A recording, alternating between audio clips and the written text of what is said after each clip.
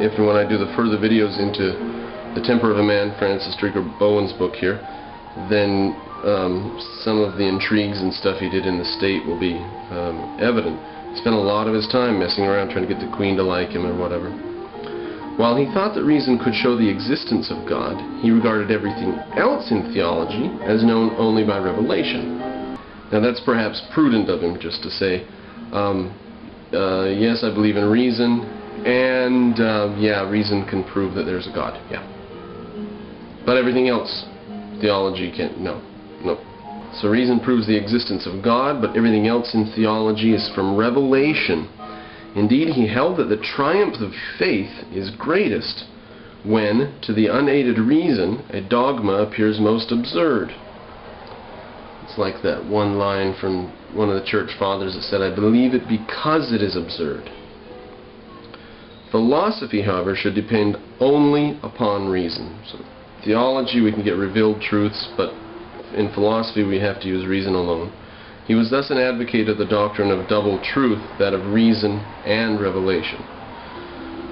We skip to the next paragraph. Bacon was the first of a long line of scientifically minded philosophers who have emphasized the importance of induction as opposed to deduction. The first of a long line, important point there.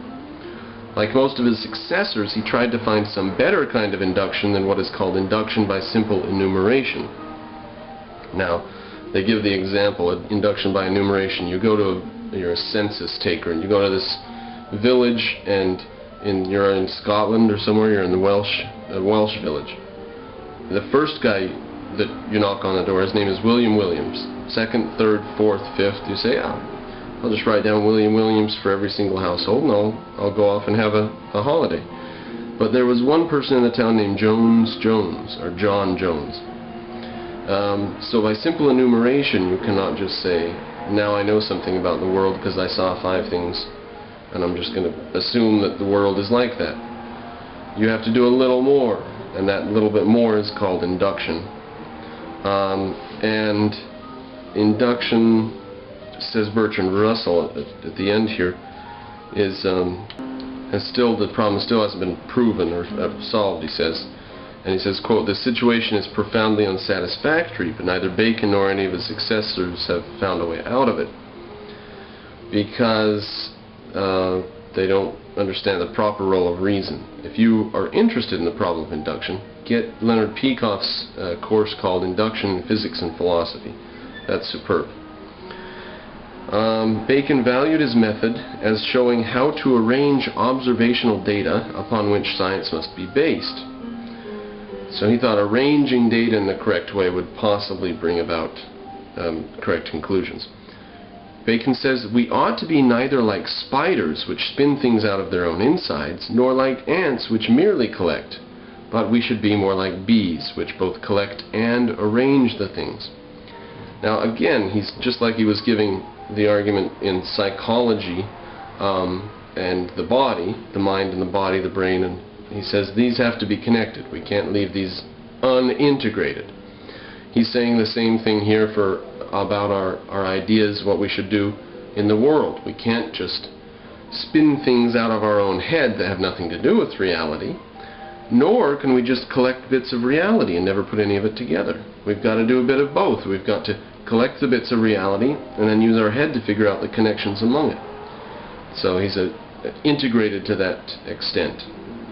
And if you know Peikoff's piece on his work on the DIM hypothesis, the DIM hypothesis, you know that there's disintegrated mindsets, misintegrated mindsets, and then there's integrated mindsets. Although science was what interested Bacon, and although his general outlook was scientific, he missed most of what was being done in science in his day. Rejected Copernican theory. He was not convinced by Kepler, and he didn't know about the work of Vesalius, the pioneer of modern astronomy, or of Gilbert, the guy on magnets. We heard about that just a bit earlier. He also didn't know about Harvey and the blood, even though, and this wasn't in Katherine's book, it turns out that Harvey was Bacon's personal doctor or whatever, his medical attendant. Quote, no doubt Bacon could have done better if he had been less concerned with worldly success, as he himself said. He said, my soul has been a stranger on my journey through this life, because he should have been more into the scientific realm. So, that's what we have from Russell.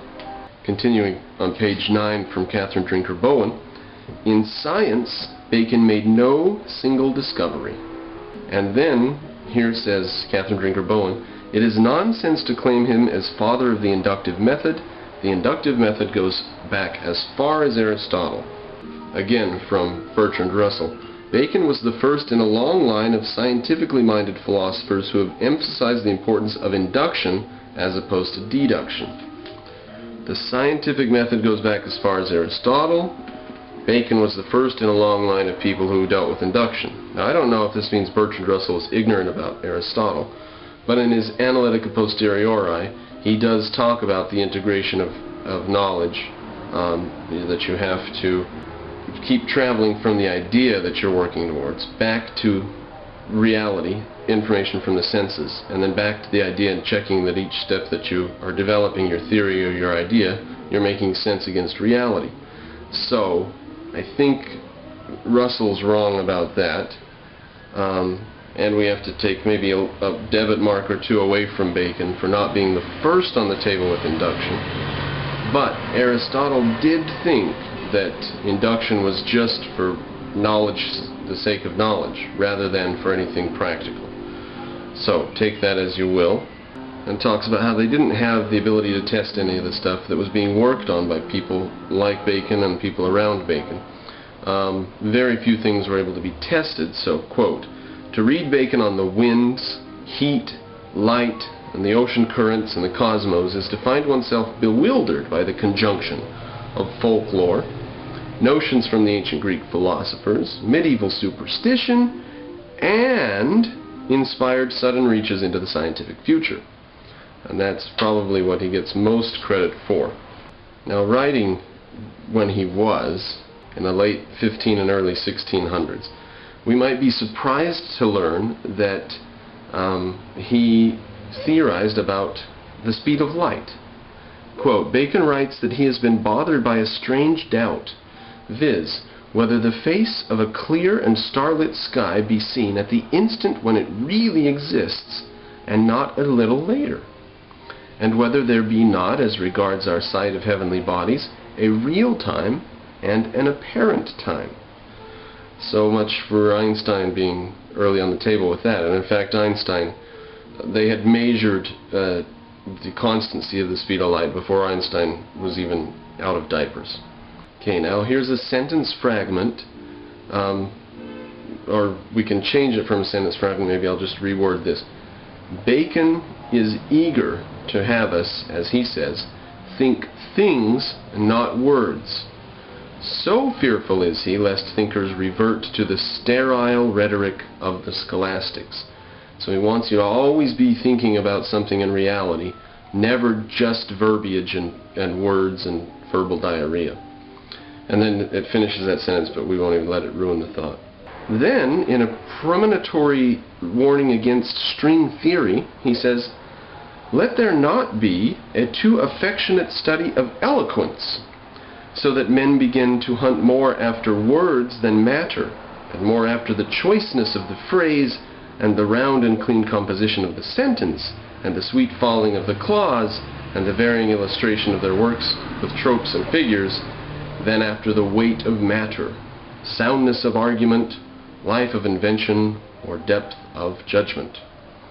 So, that's string theory for you. Don't let eloquence fool you. We have to talk about reality no matter how beautiful and bizarre and round and clean your composition. If reality is not part of it, bug off. Now here's a tidbit of trivia. Bacon wrote a treatise on the ocean tides, which Galileo answered and wrote his own treatise and corrected Bacon or whatever, refuted Bacon. And, quote, it happened that Galileo's conclusions proved even more in error than Bacon's. That's just trivia. It was Newton who finally worked out the tides.